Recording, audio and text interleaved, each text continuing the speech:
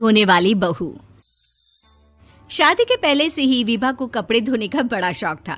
कभी नल के नीचे तो कभी तालाब के पास। अरे मेरी नीली वाली लुंगी नहीं दिख रही है। विभा की अम्मा, कहाँ रखी है लुंगी? अरे वो तो विभा ने परसों ही धोकर रखी थी आपकी अलमारी में, देखो वहीं होगी। वो ना मैंने आज धो दी, मुझे लगा कि गंदी हो गई होगी। अरे कैसे गंदी हो गई थी? उसे तो मैंने पहना भी नहीं। हे भगवान, इस लड़की के कपड़े धोने की आदत से परेशान हो गया हूँ मैं। जितना तो घर में राशन नहीं आता, उससे कहीं ज्यादा डिटर्जेंट पाउडर का खर्चा है। इसकी शादी करवा दो, शादी जाए अपने घर में ही करे काम, फिर चाहे घर के कपड़े धोने हो या पूरे गांव के। हाँ ठीक बोल रही हूँ, देखता हूँ मैं कोई लड़का। वो दिन भी आ जाता है जब विभा को देखने लड़के वाले आ जाते हैं। लड़की मुझे अच्छी लगी। होने वाली सास कहती है, बेटी अगर कुछ पूछना है तो पूछ लो। वैसे तो हमारी लड़की बहुत ही शर्मीली है, जो बोल दो वो मान लेती है, इसे क्या पूछना होगा। अरे कैसी बात कर रही हो माँ, मुझे इन लोगों के घर रहना है, सवाल तो कई है। हाँ हाँ बेटा, पूछ लो ना, क्या पूछना है। आप लोगों के घर कपड़े कौन धोता है? सास का मुंह बन जाता है। देखो, अगर तुम ये कहना चाहती हो कि तुम्हें कपड़े धोने नहीं आते तो सुन लो, कपड़े मैं ही धोती हूँ, लेकिन तुम्हारे आ जाने के बाद मैं रुमाल तक नहीं धोऊंगी। अरे चुप रहना भाग्यवान, बहू बेचारी घर आई नहीं, उसे डराना शुरू कर दिया। वो क्या है ना बिटिया, अभी तक तो ये कल्लू की माँ ही धोती थी, लेकिन अब तुम्हारे पापा तो दहेज में वॉशिंग मशीन देंगे ही। तभी विभा की माँ बोल पड़ती है, सवाल भी पूछा तो क्या। वैसे भाई साहब, मशीन की तो फिर भी कपड़े धोने की कैपेसिटी होती है। मतलब जो बिटिया दे रहे हैं ना विभा, इसे कपड़े धोने का बहुत शौक है। ये आप लोगों के क्या, आस पड़ोस गांव मोहल्ले सबके कपड़े धो दे और उफ तक ना करे। बाहर देखा नहीं आपने कितने कपड़े सूख रहे हैं? सब हमारी बिटिया ने ही तो धोए हैं। बस भी करो ना माँ, शर्म आ रही इतनी तारीफ सुनकर। और तो और एक दाग निकाल कर दिखाओ तो मान जाओ। हाँ अच्छा अच्छा, माफ करना बेटा, मैंने गलत समझा। हमें तो रिश्ता बहुत पसंद है। और ऐसे जुड़ जाता है रिश्ता कपड़े धोने का शौक रखने वाली विभा का। उसकी शादी हो जाती है कोयला फैक्ट्री में काम करने वाले कल्लू के साथ। शादी के बाद अचानक विभा चिल्लाती हुई सास के पास आती है। सासू माँ, अरे सासू माँ कहाँ है आप? ये तो धोखा है, धोखा दिया आप लोगों ने मुझे। इसे ससुर के चक्कर के बारे में पता चल गया। अरे तो उसमें तुझे क्यों धोखा मिला है? अरे नल में पानी नहीं आता, कपड़े कैसे कब धुलेंगे? अच्छा अच्छा, तू पानी नहीं आ रहा उसकी बात कर रही है? तो आपने क्या सोचा? कुछ नहीं। अच्छा, तेरी माँ ने कहा था कि कपड़े धोने का शौक है तुझे, याद आया मुझे। शौक शौक बोलकर कपड़े धोने वाले मेरे जुनून को कम ना आके सासू माँ, कपड़ा धोना मेरा गुरूर है।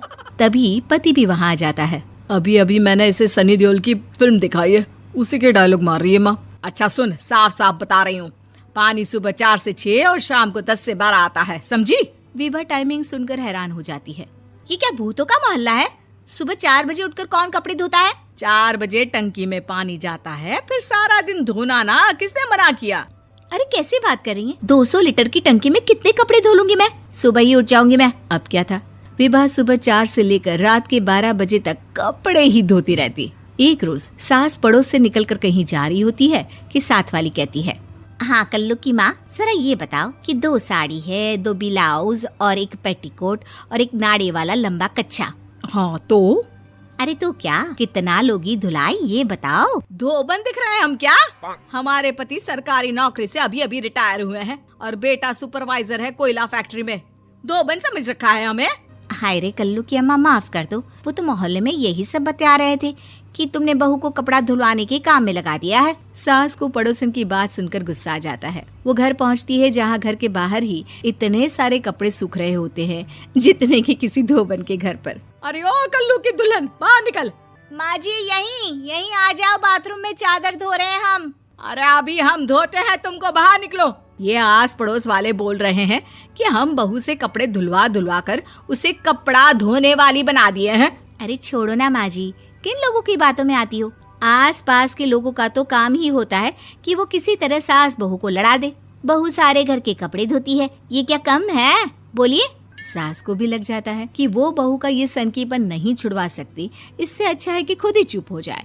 एक रोज सास और बहू मंदिर जाते हैं, जहाँ सास की साड़ी वहाँ खड़ी भीख मांगने वाली से मिलती है। माँ जी क्या बात है, आपकी साड़ी उस भिखारन से कितनी मिल रही है ना? हाँ हाँ देखो तो, दोनों की साड़ी मिल रही है। क्या बात है कल्लू की अम्मा, तुम खुद को तो अफसर की बीवी बताती हो और ऐसी सिंपल सी प्लेन साड़ी पहनकर घूमती हो। सिंपल और प्लेन नहीं है ये साड़ी। तो क्या सोने के धागे से फूल बने हैं? कुछ भी सासू माँ, कुछ भी। हाँ बने थे इस साड़ी में सोने के धागे से फूल।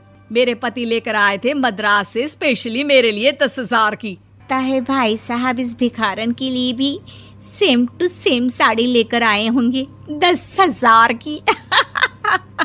सास उस वक्त तो कुछ नहीं कहती, लेकिन बहू के साथ घर आती है और अलमारी से एल्बम निकाल कर लाती है। ये साड़ी देख रही है, ये वही साड़ी है जिसे मैंने अभी पहना था। इस साड़ी में ये जो चमकदार फूल दिख रहे हैं ना, ये सोने के धागों से काढ़े गए हैं। लेकिन तू लोकल वॉशिंग मशीन ब्रश से घिस घिस कर सारे फूलों को निकाल कर साड़ी प्लेन कर दी।